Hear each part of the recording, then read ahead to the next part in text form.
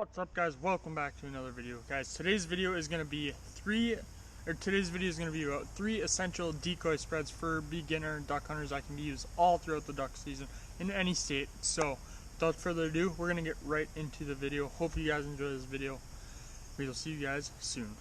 So guys, right here we have a mess of decoys, and today's video I was going to do it out on the lake, but the wind is just ripping right now, so it's really windy out there, so I'm going to just do it on land. I can still do it on land, just give you a rough drawing of how it's going to work. I think it'd work better in the water, but if I went out in the lake you wouldn't be able to hear anything I was saying, so we're going to do it out here. So we got about a dozen decoys and a couple of goose floaters. I'm going to show you 3 different essential basic decoy spreads that you can use all year round. And so first I'm going to be starting off with a decoy spread that I just known as is just pods. I just call it, it's just where you set a bunch of like groups of 3 or 4 decoys just scattered around, and I'm going to show you guys how to do that. Guys, right now. Here we have the first decoy spread that I just call, it's a pod decoy spread. It's basically just little groups of decoys spread out, and they're just little groups but all in the same general area. And usually if you're out duck hunting this would be more spread out, but I'm kind of just have it in a smaller area for the camera can catch it. And then you have this little pocket in the middle for ducks can land, and ducks always land into the wind, so you want to adjust this decoy spread to the wind.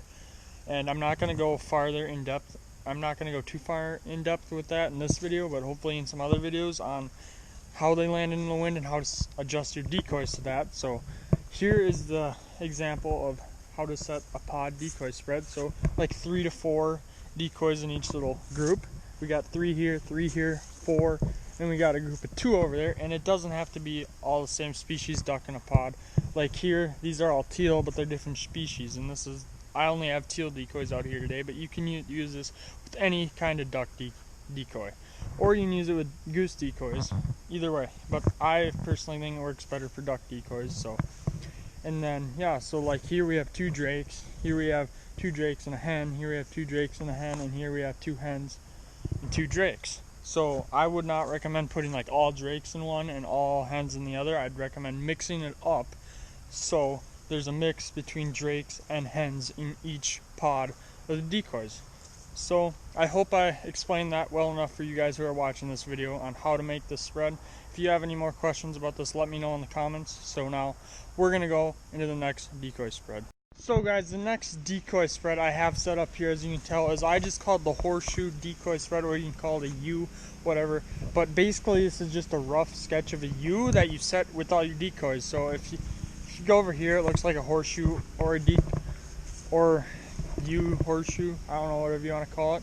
About the same. Probably could move this guy out a little bit more, but so basically the point of this is a wind plays a very big role in this. So like I said earlier, ducks always land in the wind. So if the wind's coming across this way, you have this open pocket, the ducks are going to come and land right here to fill in that horseshoe. And this is a very good effective way to shoot or get more ducks to land in decoys, because the wind's coming this way, ducks are going to land right in here in the horseshoe. And the most important thing about this decoy spread is you need to adjust it to the wind. So if the wind changes, you need to adjust your decoys, or they're not going to land the way you want them to. And like, it doesn't need to be a perfect horseshoe. Like this is kind of more perfect than I like it, but because I don't have that many decoys, and obviously this is gonna be on a larger scale when you're hunting. This more looks like a perfect kind of U, but when you're out hunting, you want to make it look more like staggered kind of. You don't want to make it look so like perfect or something that the ducks could pick out. Or you could do whatever you want. Honestly, I don't like it looking like a perfect U, because then I feel like it looks too natural. So yeah, but so basically this you can use about a dozen decoys.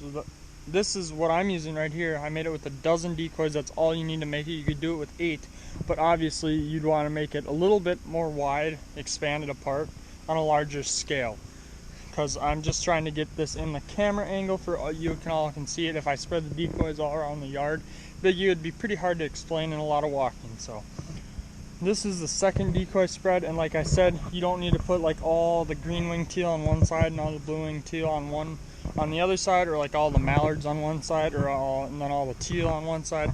or you don't need to put all the drakes on one side and all the hens on the other. Just mix the decoys up. Just mix them up, because then it makes it look a lot more natural. So I hope I explained this decoy spread enough to you guys, and I hope you understand it. If you have any questions on it, let me know in the comments. Now we're going to go on to the third and final decoy spread. For our third decoy spread, so as you look over here, kind of looks like the pod decoy spread I just explained, but now we're putting geese into play here. So a lot of people think you cannot hunt with duck and goose decoy at the same time. Well, that's not true at all. You can very well hunt with duck and goose decoys, and it can be very, very effective. So as you can tell with the ducks right here, I have that pocket. It's kind of like the pod decoy spread, like I explained to you earlier, and it's allowing the ducks to land here, back there, or up in here. So it's giving the ducks room to land. But then when geese land with ducks, they like to keep their space, and they kind of go off and make their own little pod. So here's like a pod of 3 goose decoys, and I'm leaving room for a couple more geese to land here, back there, you know. And you always want to make sure you keep your duck and goose decoys not mixed. Only on some occasions I would mix them, and I'm not going to go in depth on that in this video, but usually 99% of the time I keep my goose decoys in their own little pod over there, because they like to keep their space from the ducks. They like landing with ducks, but they don't really mix in with them and join their pods and stuff. So this one, I don't really have a name for it. I just call it a duck and goose decoy spread mix. I don't really have any good name for it, but that's what I call it. And then, so usually I don't have ginormous goose decoy spreads on water. At least on water. In the fields it's a different story, but on water, early season, I don't really have that big goose decoy spread out. But later season, yes, definitely. In fields, on when it's starting to ice up, you usually put out quite a few more goose decoys, and then you start getting rid of all the teal and putting out the mallards and the divers.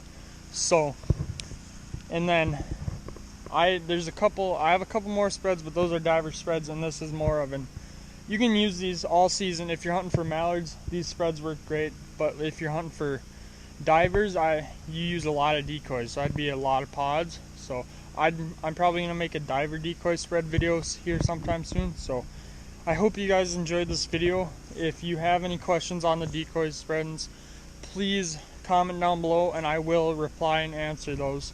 And then, so yeah, basically just remember, keep your geese, keep your ducks in line, keep your ducks in a row, whatever you want to call it. Just don't mix them in.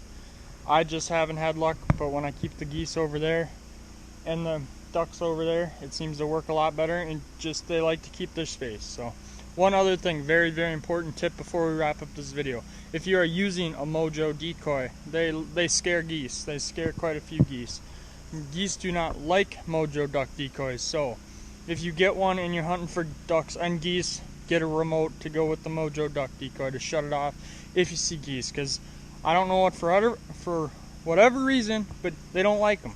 They get scared of them. So that's just a good little tip before I end the video. So hope you guys enjoyed this video. Thank you guys so much for watching, and once again, if you have questions, let me know down in the comments. If you haven't already, subscribe to the channel and leave a like and comment if you have a question. I'm telling you, if you have a question, comment and I'll answer it, I promise. So hope you guys enjoyed this video. We'll see you guys next time.